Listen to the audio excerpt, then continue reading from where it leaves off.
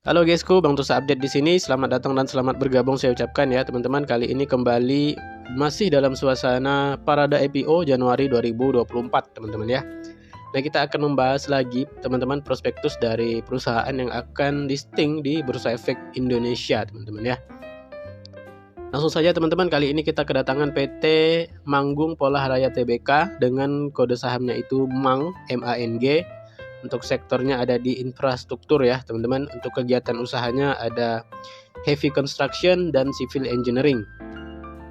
Periode book building ada di tanggal 14 Desember sampai 18 Desember 2023. Rentang harga ada di 90 sampai 110 rupiah per lembar saham dengan jumlah saham yang ditawarkan sebanyak 7.625.000 lot ya, seperti itu. Oke teman-teman, kita akan kupas singkat ya prospektus dari si Mang ini dari segi underwriter, struktur IPO, penggunaan dana IPO, valuasi, laporan keuangan dan lain-lain ya teman-teman, seperti itu.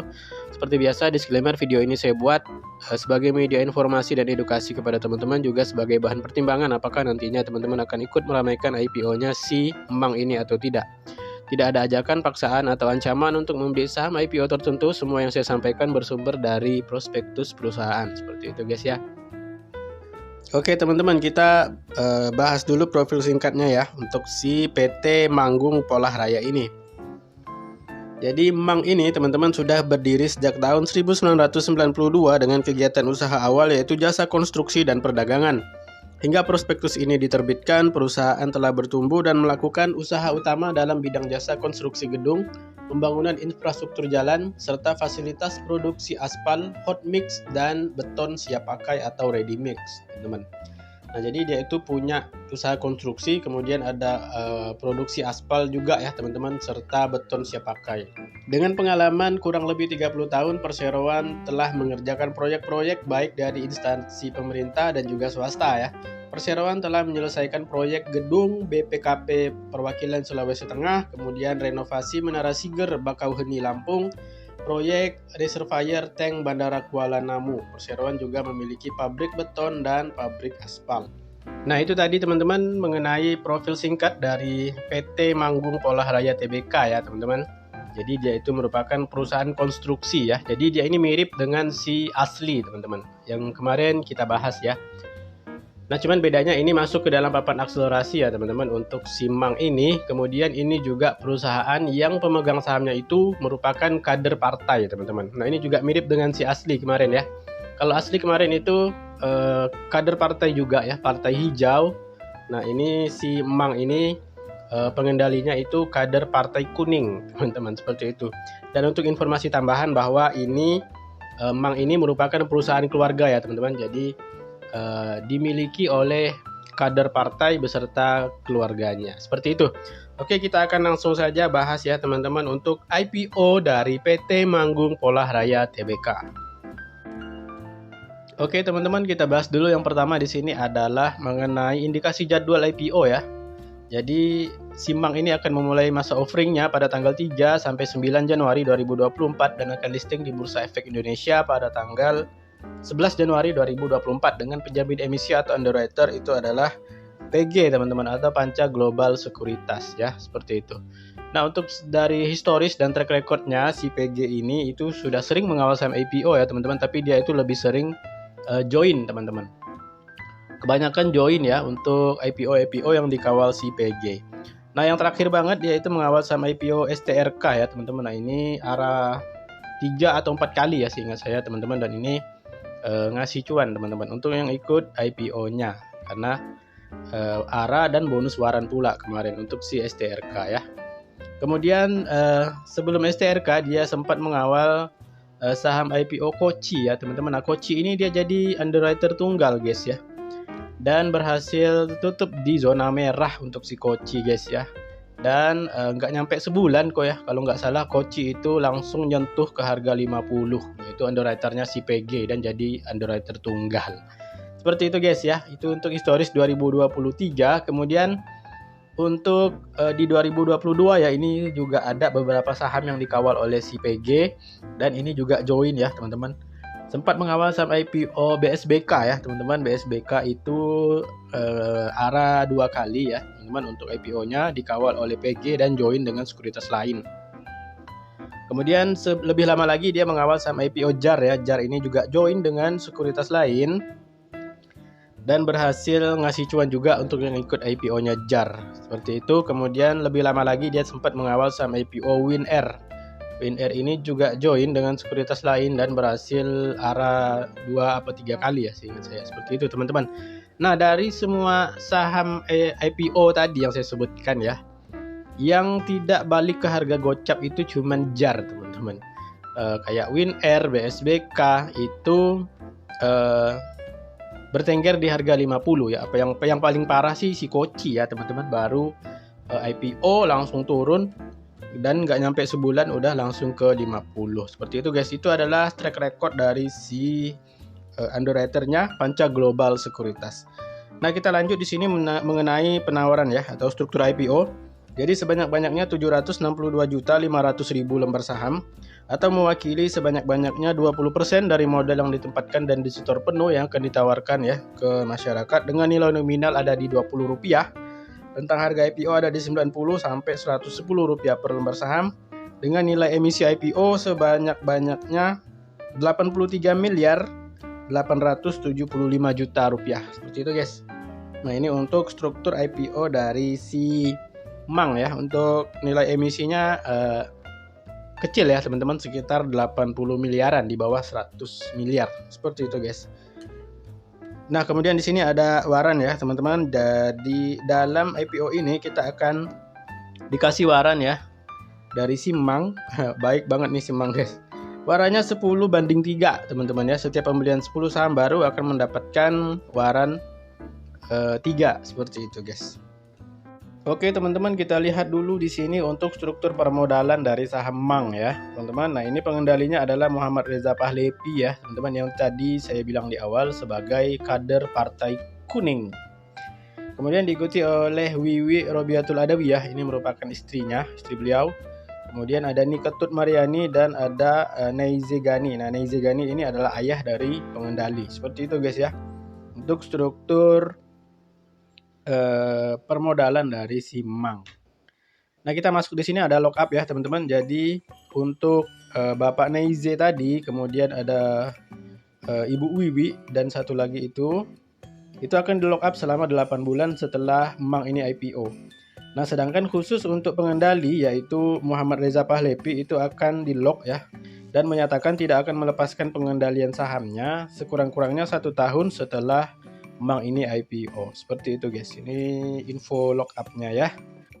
Oke teman-teman, untuk dividennya perseroan belum akan membagikan dividen dalam waktu dekat ya teman-teman. Seperti itu dikarenakan perusahaan masih dalam keadaan merugi. Nah, di sini dikatakan dividen dapat dibagikan apabila perseroan telah memiliki saldo laba yang positif. Nah, artinya apa? Artinya berarti saat IPO ini teman-teman, Mang ini dalam keadaan merugi atau saldonya negatif. Seperti itu guys ya. Nah, dalam hal saldo laba perseroan positif, pembagian dividen akan dimulai tahun 2026 berdasarkan laba bersih tahun buku 2025 teman-teman ya, sebanyak-banyaknya 30% dari laba bersih. Seperti itu guys. Nah, ini untuk dividennya ya, akan dibagikan tahun 2026. Seperti itu guys. Mudah-mudahan ya Mang bisa membalikan labanya dari minus ke plus. Seperti itu. Nah, kita lanjut membahas mengenai penggunaan dana IPO ya teman-teman. Seluruh dana yang diperoleh perusahaan dari hasil penawaran umum ini setelah dikurangi biaya emisi, seluruhnya 100% itu digunakan untuk kebutuhan modal kerja perusahaan ya teman-teman. Antara lain biaya pokok yang dibutuhkan untuk proses konstruksi gedung dan bangunan. Sedangkan dana yang diperoleh dari hasil waran seluruhnya juga digunakan sebagai modal kerja ya. Seperti itu guys ya. Jadi seluruh dana IPO dan waran digunakan untuk modal kerja perusahaan. Nah, kita lanjut melihat di sini laporan keuangannya teman-teman ya. Untuk segi asetnya kita pantau di sini mengalami kenaikan ya dari tahun 2021 ke tahun 2023. 2021 asetnya ada di 79 miliar, 2022 102 miliar, dan per 30 Juni 2023 ada di 114 miliar rupiah. Seperti itu guys untuk asetnya. Kemudian kita lihat total liabilitasnya terpantau naik ya teman-teman dari 2021 ke 2023. Untuk 2021 liabilitasnya ada di 21 miliar, 2022 naik ke 32 miliar, dan per 30 Juni 2023 ada di 44 miliar. Seperti itu guys. Total liabilitasnya naik ya. Nah, kemudian kita lihat dari jumlah ekuitas atau modal terpantau naik juga ya, teman-teman. Dari 2021 itu ada di 58 miliar, kemudian 2022 70 miliar, per 30 Juni juga masih ada di angka 70 miliar rupiah. Seperti itu guys. Ini adalah laporan keuangan dari si Mang. Nah, ini teman-teman kita lihat kinerja keuangan dari si Mang ya, teman-teman. Untuk penjualannya dari tahun 2021 itu mengalami penurunan ya, teman-teman. Dan laba bersihnya juga mengalami penurunan dan bahkan minus. Nah, ini yang membuat Mang tidak akan membagikan dividen dalam waktu dekat karena saldo laba bersihnya masih minus. Seperti itu guys. Oke guys, kita intip sedikit. Ini adalah Dewan Komisaris dan direksinya ya. Kita intip sedikit. Ini ada Ibu Wiwi Robiatul ya, selaku komisaris utama dan juga sebagai pemegang saham dari si Mang. Kemudian ini ada Insinyur Naizegani. Nah, ini adalah komisaris dan juga pemegang saham dari perusahaan ya, teman-teman. Juga ayah dari si pengendali. Nah, kemudian ini ada Dedi Handoko selaku komisaris independen. Kemudian ada Niketut Mariani selaku direktur utama juga sebagai pemegang saham perseroan ya, tadi namanya kita sebut. Nah, ini juga ada Bapak Lee Kurniawan selaku direktur ya. Kemudian ada Muhammad Rivaldi. Nah, Muhammad Rivaldi selaku direktur, ini juga bagian atau anggota keluarga dari si pengendali. Seperti itu guys ya. Kemudian ada Bapak Satrio Heru Broho ya, selaku direktur dari PT Mang ini. Seperti itu guys. Nah, ini adalah sifat hubungan kekeluargaan ya untuk IPO-nya si Mang. Kemudian ini kita lihat teman-teman proyek-proyek yang telah diselesaikan oleh si Mang ya. Ini adalah rehabilitasi dan rekonstruksi bangunan gedung BPKP Perwakilan Sulawesi Tengah ya. Kemudian ini ada Institut Teknologi Sumatera ya, proyek pembangunan laboratoriumnya. Kemudian ada proyek renovasi Menara Siger Bakauheni Lampung. Kemudian ada lagi, ini adalah pembuatan reservoir tank Bandara Kuala Namu. Kemudian proyek pembangunan perumahan ya juga ada, dan renovasi ruang tunggu pelabuhan juga telah dikerjakan. Kemudian ada pembangunan area parkir. Nah, ini adalah foto dari kegiatan usaha, yaitu penyedia beton siap pakai teman-teman ya. Ini dia. Nah, ini ada kegiatan untuk aspalnya ya, untuk industri aspalnya tadi. Nah, dan di sebelah kiri ini ada batching plan untuk ready mix atau beton siap pakai tadi, seperti itu.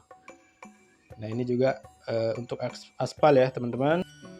Nah, kemudian ini kita lihat teman-teman alat-alat produksi yang dimiliki perseroan dalam rangka mendukung proses produksi, antara lain genset, mesin loader, dan timbangan ya. Ada alat berat juga teman-teman ya, ekskavator. Oke teman-teman, selanjutnya adalah valuasi dari Mang ya. Nah, di sini kita lihat potensi market cap-nya itu ada di 343 miliar sampai 419 miliar rupiah. Kemudian price to sales ada di 7,4 kali sampai dengan 9 kali ya, teman-teman. Nah, di sini untuk pernya itu tidak ditampilkan ya, teman-teman, karena pernya negatif karena perseroan mengalami kerugian selama 6 bulan di tahun 2023. Seperti itu. Nah, kemudian untuk PBV atau price to book value-nya itu ada di 2,5 kali sampai 2,7 kali, teman-teman. Oke, teman-teman, dari hasil pembahasan kita untuk IPO Mang ya, sudah ada poin-poin yang bisa kita jadikan pertimbangan ya. Yang pertama, kita lihat dari segi prospek usaha atau bisnisnya, teman-teman ya. Ini menurut saya menarik ya. Karena dia ini mirip dengan Asli kemarin, teman-teman. Sama-sama perusahaan konstruksi. Cuman bedanya Mang ini masuk ke dalam papan akselerasi, sedangkan Asli masuk ke dalam papan pengembangan. Seperti itu guys ya. Nah, kemudian si Mang dan si Asli ini juga sama-sama dikendalikan atau pengendali sahamnya itu orang partai ya. Seperti itu. Nah, kalau Asli kemarin partai hijau, si Mang kali ini partai kuning. Seperti itu guys ya. Nah, kemudian kita lihat dari segi underwriter teman-teman ya. Underwriternya ini PG ya. PG ini Kalau mau menjangka pendek atau IPO hunter, dan kalau dia itu join dengan sekuritas lain, ini banyak yang ngasih cuan guys ya untuk IPO-nya si PG. Ya kita lihat ada STRK, kemudian ada BSBK, ada JAR dan ada WinR. Cuman yang jelek ketika dia menjadi UW tunggal ya teman-teman. Seperti itu. Jadi teman-teman kalau UW-nya tunggal ya atau dia sendiri, nah ini kalau saran saya mungkin lebih berhati-hati aja seperti itu guys ya. Nah kemudian penggunaan dana IPO-nya menurut saya bagus ya teman-teman, digunakan 100% untuk modal kerja, dan dana hasil warannya juga digunakan untuk modal kerja perseroan seperti itu guys. Nah kemudian kita lihat dari segi bonus waran ya teman-teman. Jadi warannya itu sedikit ya teman-teman untuk IPO-nya Simang ini ya. Beli 10 dapat 3 ya, ini menurut saya kurang menarik, kurang oke ya teman-teman. Yang oke itu bonus waran 1:1, 2:1, terus 5:4. Nah itu menurut saya yang menarik. Nah kalau Simang ini kurang menarik dari segi bonus warannya seperti itu teman-teman ya. Kemudian untuk laporan keuangannya teman-temannya ini bisa dikatakan cukup aman lah ya teman-teman untuk laporan keuangannya. Cuman memang untuk tahun ini dia sedang mengalami kerugian karena laba bersihnya itu minus seperti itu guys. Nah kemudian untuk segi dividen ini menurut saya kurang menarik ya, karena dividennya belum bisa dibagikan dalam waktu dekat ya, akan dibagikan pada tahun 2026. Nah kemudian kita lihat juga dari valuasi ya teman-teman. Valuasinya ini menurut saya untuk ukuran saham IPO ini tidak terlalu mahal teman-teman, belum terlalu mahal ya, karena PBV-nya masih ada di kisaran 2 kali seperti itu guys ya. Cuman pairnya yang masih minus, sedangkan price to sales-nya ada di angka 7 kali. Seperti itu teman-teman untuk valuasi ya, atau beberapa poin yang bisa kita ambil dari IPO-nya Mang ini. Nah kalau saya pribadi saya mungkin tidak akan ikut ya untuk IPO-nya Simang ini. Nah alasan saya tidak ikut karena dia ini masuk ke dalam papan akselerasi yang pertama, kemudian yang kedua bonus warnanya sedikit ya. Jadi saya memilih untuk milih IPO yang lain, karena ini kan IPO-nya banyak ya teman-teman ya. Jadi saya rasa saya bisa dapat cuan di IPO lain ya teman-teman seperti itu. Jadi saya skip aja untuk yang akselerasi seperti itu guys ya. Nah buat teman-teman yang ingin ikutan IPO-nya Mang, pastikan dengan profil risiko masing-masing dan atur money management masing-masing ya jika ingin ikut IPO-nya si Mang ini seperti itu guys ya. Oke teman-teman, cukup sekian pembahasan kita untuk saham IPO Mang ya. Mudah-mudahan apa yang saya sampaikan di sini bermanfaat, dan sekali lagi terima kasih atas segala perhatian dan mohon maaf atas segala kekurangan teman-teman ya, seperti itu. Dan kita akan berjumpa lagi dalam pembahasan IPO selanjutnya ya teman-teman. Ini masih banyak yang belum kita bahas untuk IPO Januari 2024 ini. Terima kasih guys.